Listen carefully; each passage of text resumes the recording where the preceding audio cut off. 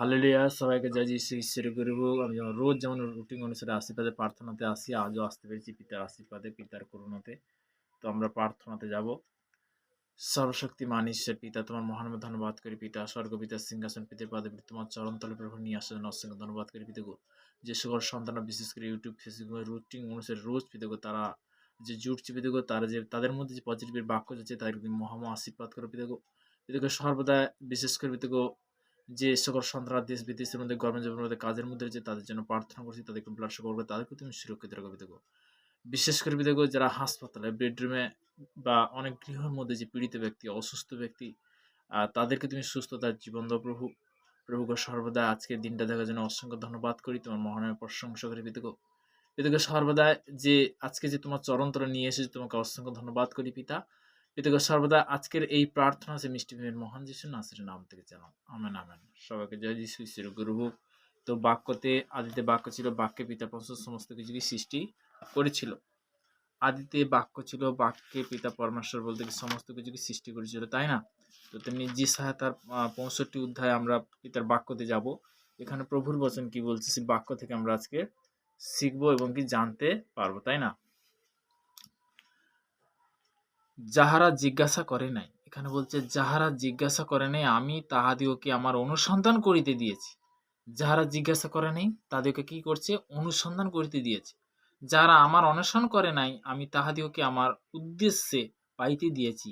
যে জাতি আমার নামে আখাদ্য হয় নাই তাহাদিওকে আমি কহিলাম, দেখো এই আমি, দেখো এই আমি। হালেলুয়া! যারা জিজ্ঞাসা করে নাই, স্বয়ং ঈশ্বর তার একমাত্র পুত্র বলতে কি যিশুর নামে বলতে কি, তাকেও বলতে কি বলছে, যারা জিজ্ঞাসা করে নাই আমি তাহাদিওকেও আমার অনুসন্ধান করিতে দিয়েছি। তো তেমনি বলতে কি আমার পিতা পরমেশ্বর বলতে কি তার একমাত্র পুত্রকে পাঠিয়েছিল কিসের জন্য? জাত নয়, ধর্ম নয়, কিন্তু আমাদেরকে বদলেছে। তো তেমনি বলতে কোথায় বলে গেছে? তিনি কি পাপীদের জন্য আসছে। তো সর্বদাই পিতার বাক্য দ্বারা বলতে কি মথিলিখিত সুসমাচার তার 9 অধ্যায়, আমি আজকের বাক্যটা শেয়ার করবো। 9 অধ্যায় 10 থেকে 13 পদ পর্যন্ত। 9 অধ্যায় 10 থেকে 13 পদ পর্যন্ত মথি লিখিত সুসমাচার। মথি। পরে তিনি গৃহের মধ্যে ভোজন করিতে বসিয়াছেন, আর দেখে অনেক করগ্রহী পাপী আসিয়া যীশু এবং তাহার সহিত শিষ্যদের সহিত বসিল। তাহা দেখিয়া ফরিসীরা তাহার শিষ্যদিগকে কহিল, তোমাদের গুরু কি জন্য করগ্রহী ও পাপীদের সহিত ভোজন করে? তাহা শুনিয়া তিনি কহিলেন, সুস্থ লোকেদের চিকিৎসকের প্রয়োজন নেই, বরং পীড়িতদের প্রয়োজন আছে। কিন্তু তোমরা গিয়া শিক্ষা করো এই বচনের মর্ম কি? আমি দয়া চাই, বলিদান নয়। হালেলুয়া! তো এখানে বলছি কি আমি দয়া চাই কিন্তু বলিদান নয়, কারণ আমি ধার্মিক দিওকে নয় কিন্তু পাপী দিওকে ডাকিতে আসিছি। কি বলছে দেখো পিতার বাক্য, বলছে যে আমি ধার্মিক দিগকে নয় কিন্তু আমি পাপী দিগকে ডাকিতে আসিয়াছি। ঈশ্বরের বচন বলছে এখানে জাত নয়, ধর্ম নয়, কিন্তু পাপী দিগকে তিনি কি ডাকিতে আসিয়াছে। তো তেমনি বলতে কি যে আমরা যদি ভালো কাজ করি ঈশ্বর বলতে কি কি করবে? ভালো আশীর্বাদ করবে, তাই না? তো তেমনি বলতে কি যে আমরা বাক্য থেকে আজকে জানলাম যে ঈশ্বরের আজকে সেবার যে বলতে কি সুযোগ করে দিয়েছে, পিতাকে অসংখ্য ধন্যবাদ করি পিতা যে সেবা করার জন্য। তো তেমনি বলতে কি যে আজকের যে সুযোগ করে দিয়েছে অসংখ্য ধন্যবাদ করি পিতা পরমেশ্বরের ধন্যবাদ হোক। তো তেমনি বলতে আমি বাক্যতে যাব। তো মথিলিখিত সুসমাচার তার 6 অধ্যায় 19 পদে 19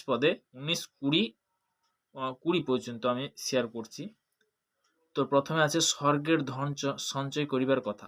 তোমরা পৃথিবীতে আপনাদের জন্য ধন সঞ্চয় করিও না, সেখানে তো কীটে ও মরচা ক্ষয় করে এবং এখানে চোরের সিদ্ধি কেটে চুরি করে।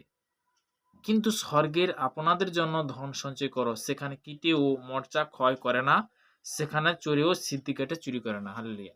যে আমরা আজকের ঈশ্বরের কাছে আসছি, ঈশ্বরের পবিত্র বচন শুনছি, আমরা পজিটিভের বাক্য শুনছি, নেগেটিভটা যখন ক্যান্সেল করবো যিশুর নামে, তেমনি বলতে পজিটিভে পরিণত হবে। তো আমরা যদি রুটিন অনুসারে ঈশ্বরের সঙ্গে কথা বলি, পিতার বাক্য দ্বারা কথা বলি, তখন বলতে সেটা কি কোথায় যাচ্ছে? কোথায়? তুমি যখন আরাধনা করছো, তুমি যখন স্তব করছো, তুমি যখন প্রভুর কাছে আসছো, তখন বলতে কি স্বর্গে যাচ্ছে। তো তেমনি বলতে কি আমরা যখন তার আরাধনা করছি, তো তেমনি বলতে কি যে আমরা যখন পীড়িত হয়েছিলাম, অসুস্থ হয়েছিলাম, তখন বলতে কেউ পাশে ছিল না। সেদিন কে ছিল? পিতা পরমেশ্বর ছিল। সেই জীবিত ঈশ্বর আমরা আজকের আরাধনা করছি, তাই না? তো তেমনি যিশুর নামেতে বলতে কি, বাবা কথা বলছে, অন্ধ দেখছে, ল্যাংড়া চলছে, ক্যান্সার ভালো হচ্ছে, প্যারালাইসিস ভালো হচ্ছে। তো তেমনি বলতে কি, যিশু বলে গেছে, তো তেমনি বলতে কি, যে তাহাকে বিশ্বাস করে সে অনন্ত জীবন পায়। তো তেমনি প্রভুর বচন দ্বারা বলতে কি ২য় বংশোদ্ধারিকা ৭ অধ্যায় ১৪ পদে প্রভুর বচন ওখানে কি বলছে? আমার প্রজারা যাহার নাম করিতেছে তাদের নম্র হয়ে প্রার্থনা করে এবং আপনাদের কুপদ্রবে ফিরে আমি স্বর্গদূত তা শুনবো, তাদের পাপ ক্ষমা করব। তখনই কিন্তু পাপ ক্ষমা করবে। তো হালেলুইয়া! আমার বিশ্বাস যাদের মধ্যে পজিটিভের বাক্য যাচ্ছে, যাদের মধ্যে আশীর্বাদের বার্তা, আশীর্বাদের যার রুটিন অনুসারে আছে, প্রত্যেকটা সন্তানের জন্য প্রার্থনাতে যাব। সর্বশক্তিমান ঈশ্বর পিতা, তোমার মহান নামে ধন্যবাদ করি পিতা গো, আজকের এই সুন্দর বার্তা, সুন্দর আশীর্বাদের প্রার্থনা দেওয়ার জন্য অসংখ্য ধন্যবাদ করি পিতা।